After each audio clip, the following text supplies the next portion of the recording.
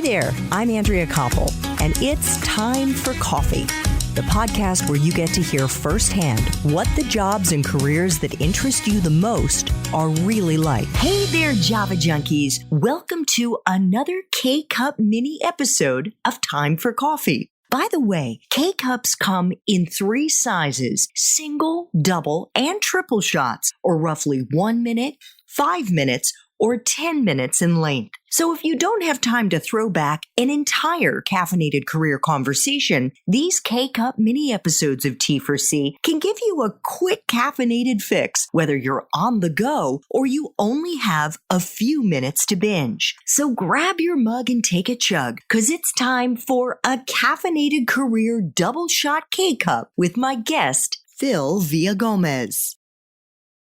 Phil, we are going to touch on your time as an undergrad at the University of Texas in Austin a little bit later, but I want our young listeners to know that you were an economics major when you graduated in 1993. Did you take any classes about renewable energy? Were people talking that much about renewable energy? And if not, how did you learn what you needed to about this industry such that you're able to do the job that you have and that you've had on the New Energies team?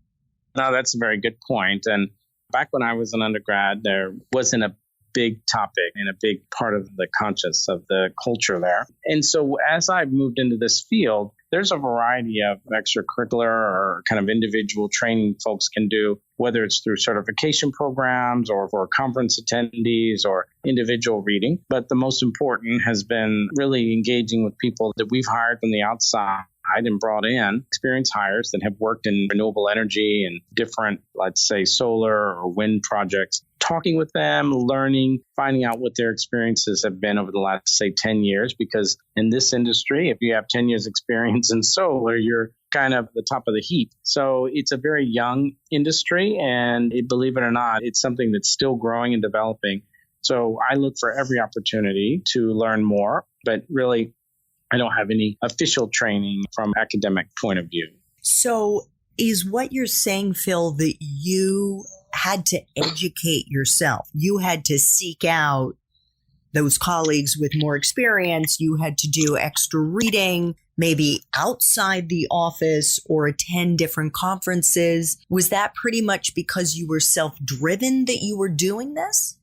Well, because I wanted to move in this area, and you have to do whatever it takes to kind of position yourself to make yourself as attractive as possible, because these jobs are very competitive. And I'd say that there are a lot of people, they see the direction that we're moving in, and they'd like to move into some of these roles. Now, that being said, I think one of the benefits was that I did have experience working in the state of California. I had worked with different utilities. I knew the landscape of the policy and some of the advocacy groups already. And that was really beneficial, because even though I knew those agencies and organizations from a previous role when I was more on the natural gas side, it was seen that that would become very beneficial and helpful as I moved into new roles and new energies. So you build on the past that you have and you apply those skills, but also develop new skills as well. And I'm guessing that it took a fair amount of time outside the office. Yeah, it can, for sure. I mean, you can continue to really get a broad breadth of knowledge or really focus on one area. But believe it or not, once you start learning, you can become an expert on something pretty quickly, because it's so young in a new area, and it's just totally exciting because it seems to be changing quite frequently. So for those young listeners who know now that they would like to get into the renewable space, would it help them if they had an academic background? And if so, Phil, what should they study in particular to put them at the front of the line when it comes to the hiring process? I'd say it's definitely helpful. Any type of education that you can bring to the table, whether or not you have an environmental degree or some type of power or energy related degree. But if you don't, all is not lost, because one of the things that you'll see a lot of universities and even kind of organizations are offering certification programs where you can show that, you've completed a program of study that gives an overview of both solar or the different types of wind power. It's not particularly technical focus, but it can also touch on the business aspects. So I would suggest young listeners to look for both a formal training and if they're still in school, but if maybe they've recently completed their education, to augment that with certification programs. Do you have a place in particular that you would recommend for certifications?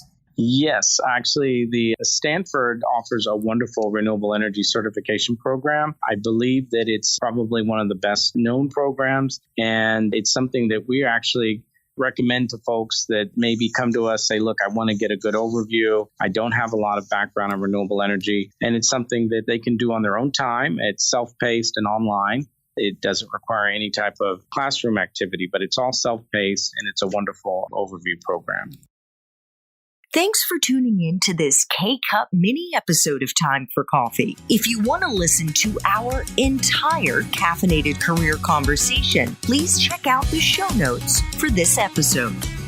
Thanks so much for listening to Time for Coffee, where the professionals in the jobs that most interest you always have time to grab coffee 24/7, no matter where you live. I have one quick favor to ask you. Remember to rate, review, and subscribe to Time for Coffee. Thanks so much.